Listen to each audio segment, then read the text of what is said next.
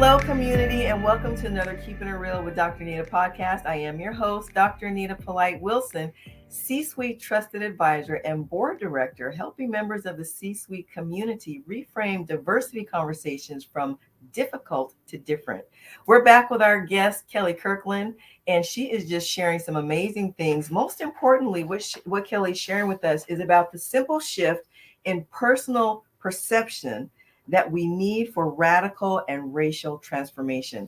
Kelli, welcome back. The last time we ended talking about having real conversations, honest conversations, and now we're going to explain how honest conversations takes us to honest living. And I want to remind our audience about the fact that you were talking about breaking in new shoes, that you don't write on top of the shoes, I'm breaking in new shoes, but you got to wear them 2 or 3 times before you get comfortable. And having diversity conversations can kind of be like breaking in new shoes. You don't announce it as uncomfortable. We can tell that it's uncomfortable, but it's okay. You keep putting them on and you keep walking in them until now you're comfortable with the discomfort. So now let's make that transition from having honest conversations to honest living. What exactly do you mean by that? Well, I think that we often, and I will say this particularly as a person of color, as a Black woman in America, I find that I am authentic, but I can't always bring my authenticity with me into the workplace or into the school board meeting or into wherever I am. Or I shouldn't say I can't. I hesitate to bring it in because I'm wondering, sometimes worried about, how is this going to play out? How is it going to impact this person? What are they going to think? What am I going to have to deal with? All of these things. I talked to one of my very good friends, Jenny. Wait a minute. I got to interrupt you right there, because what you just said, I'm always authentic, but I'm not sure I can always bring my authenticity into it. And then all the question that you ask yourself, would you not say that that's part of the Black tax? That we're always having to think about how we show up. Absolutely. Yes. Yeah. Yes. And I was just exactly. And so it has, for me to be authentic, sadly, I have to think about it and I have to push past my uncomfortable shoe moments and how I'm going to be received in a space. And it has taken me some time to get to this place, because there were years where I just said, it's too much work. It's too hard. I can't do it. Yes. I'm exhausted. Yes. I just want to be at the meeting, or I don't want to, I can't. Yes. And then I realized, Kelli, if you don't, who's going to? If we all say we're too uncomfortable, we're too tired, we can't deal with it, nothing happens. But Kelli, is it necessarily a matter of being too tired and too uncomfortable? Or is it a matter of, for instance, why we have affinity groups? Because if I go to the Black Caucus and say what just happened, I don't have to then go and explain it. Everybody's like, yeah, I get it. And we just go into the conversation. So is it a matter of being too tired or uncomfortable? Or is it a matter of, I just want to go and be somewhere where folks get it without my having to explain it? It's both for me personally. Sometimes I just want to go in, and sometimes I really physically, spiritually, emotionally feel tired. Yes. Because absolutely. As I talked to my friend Jenny, she goes, Kelli, this is ridiculous. Why do you have to constantly think that much? She goes, I would never have to think about all that. I just say whatever. It's like, I know, because you're white, Jenny. There it is. There it is. But I am able to have these authentic conversations, these real conversations with her, because she is so willing to truly listen and learn and go, I had no idea. Mm-hmm. And respect my boundaries when there are days I can't teach you anything. Right. Because it's not my job. It's not my job to teach you. But I'm happy to share with you, because we built the trust. And she is happy to say, whenever you are comfortable to share, if you want to, I want to listen. And she listens without having an answer, without having a solution, without having a judgment, without saying, but wait, just truly listening. And so I think when we want to have authentic conversations, that's what it comes down to. And I know I use analogies, but sometimes I think they really do help. One of my very best friends is adopted. And when she talks to me about different questions she has and experience she's going through, as a person who grew up with my biological mother and father sitting around at the dinner table every single night, helping me with my homework, I know who I got my bad feet from, who I got my sense of humor from, who I got from. I don't have any of those questions. Right. I don't act like I have any answers. I don't act like I can relate. I simply listen and go, thankfully, I have done enough that she trusts me with her most vulnerable spaces. Yeah. That's what it means, I think, to live in authenticity and have those authentic relationships. And that's what I hope for in the workplace and personal spaces, that anyone can bring their full vulnerability, all of their authentic selves to any space without fear, without hesitation, without a list of questions that they have to ask themselves to see if it's safe to speak, to say it, to worry about what's going to happen afterwards, to just live their truth. That I could, the way I am in an affinity space, that can be the way I traverse the planet. That is my hope for authenticity.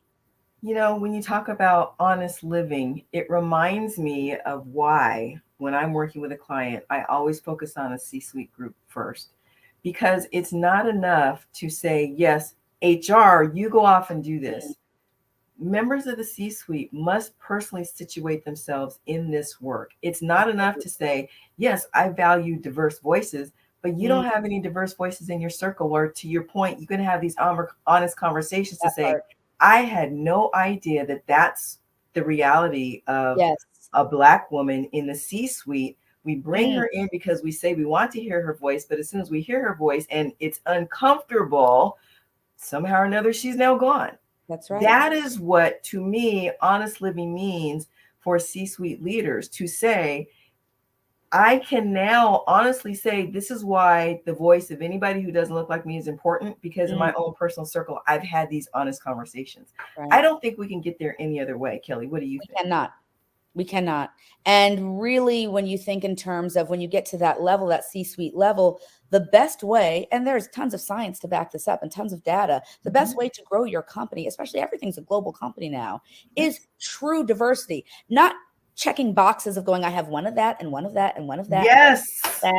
And that person does not have the ability to feel safe in bringing who they are to the workspace, because if they bring that uncomfortable comment up, that other leader is going to jump into their insecurity and take a deep dive into their fears and their foundations being rocked. And it all of a sudden becomes about them.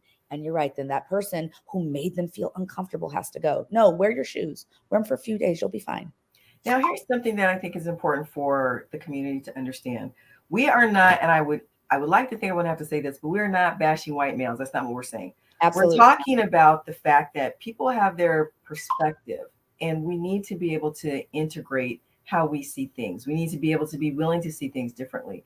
The brain is there to keep us safe above anything else. And whenever the brain comes across something that's different, they see it as dangerous. That's just how we're set up. Until we can get in there and have the courage to explore and say, okay, well, just because I had this situation with someone who didn't look like me in the past and it didn't go well, I cannot automatically have that assumption about this other person who looks like that person, who doesn't look like me. I can't assume again that it's not going to go well. Right. We have to stop people working from the fast brain, and we have to start working from the slow brain. The amygdala says this type of person is always that way. But the prefrontal cortex says this is a different person. This is a different situation. Let us play out this different outcome. And so what we're saying is, in terms of honest living, Kelli, help me out here. What we're saying is, in terms of honest living, is you've got to be honest first with yourself to say that intellectual arrogance that I've been displaying, that might not be right. Let me open myself up to being culturally curious so that I can find the balance between what is real and what is not. Absolutely. What would you have to add to that? I completely agree. Knowing where you are first in that place is so important. And when I give different talks, to your point of saying this is not about it's bashing white men or anything like that. I know people can feel like that. So I often in my talks speak to things from examples from where I was in a position of power or where I had privilege. I talk about things with my friends who are adopted. I talk about one of the employees at my company who was in a wheelchair or is in a wheelchair. And we had a conversation about something and how he felt othered in the workspace for some specific reasons because of the way things were situated. Now, I could sit there all day long and say, well, I'm only 5'2". I'm not that much taller. And I could get all in my feelings about my sensitivities. Yes. Right. But in that moment, I had the privilege. I was in the position of power. And so I needed to listen to what he was saying and try to understand where he was coming from. Thank him for allowing me to be in that vulnerable space with him. And so if I'm in that space with him, it means I need to use my position of power here to do something to affect change for him. So I think we all at some point, if people can kind of let go of that, well, you're judging me and you're, saying I'm this or that. No, we all have our different issues. But when I can confront my own self, it helps me enable others to confront themselves as well. And I think it is powerful to confront your own biases, your own lack of knowledge, your own things that you need to now lean into curiosity about. And that is how we're going to be authentic, how we're going to live in a real way, and how we can affect change. That is honest living. I can't wait for the next conversation where we're going to talk about becoming comfortable with discomfort. I say that all the time to my clients. I need you to become comfortable with discomfort. We're going to get into that in our next conversation. Oh, community, this is good. I want to get into the next conversation, but I almost hate to bring it to you because that's going to be our last conversation with this amazing woman, Kelli Kirkland. Please remember that if you want to hear this one again or our past conversation with Kelli, go to the website, dranita.com. On the landing page in the center at the top, click on the button that says Keeping It Real Podcast with Dr. Anita. In the meantime, subscribe, like, share, and give me some feedback. Remember, these conversations, these real conversations from the C-suite are for you. Thank you so much for joining us. Until next time, this is Dr. Anita reminding you to stay blessed and keep it real.